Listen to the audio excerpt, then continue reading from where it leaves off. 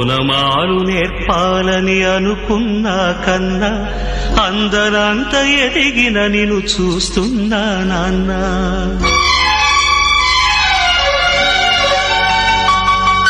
ఓనమాలు నేర్పాలని అనుకున్నా కన్నా అందరంత ఎదిగిన నిన్ను చూస్తున్నా నాన్న.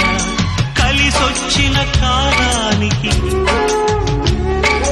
నడిచొచ్చిన కొడుకుకి,